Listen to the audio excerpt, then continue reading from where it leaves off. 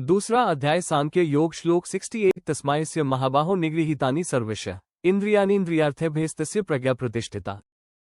हिंदी अनुवाद। इसलिए हे महाबाहु अर्जुन, जिसकी इंद्रियां उनके विषयों से सर्वथा हटा ली गई हैं, अर्थात जो उन्हें वश में रखता है, उसकी बुद्धि स्थिर है। इस श्लोक में भगवान श्रीकृष्ण अर्जुन को इंद्रियों पर संयम रखने की महत्ता बताते हैं।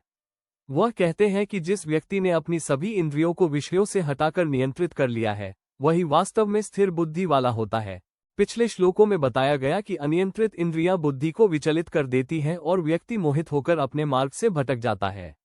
यहाँ यह निष्कर्ष दिया जा रहा है कि आत्मज्ञान और स्थिर बुद्धि प्राप्त करने के लिए इंद्रियों पर नियंत्रण आवश्यक है। इंद्रिय का तात्पर्य है देखने, सुनने, सूंघने, चखने और स्पर्श करने की शक्तियाँ। जब ये विषय भोगों की ओर आकृष्ट होती है, तो मन उनके पीछे पीछे चलता है, जिससे बुद्धि विचलित होती है।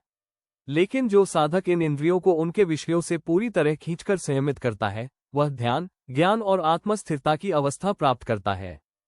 इस श्लोक का संदेश है कि आत्मसंयम ही अध्यात्म का प्रवेश द्वार है।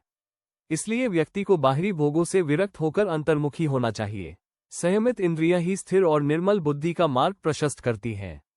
यही मार्ग मोक्ष की ओर ले जाता है।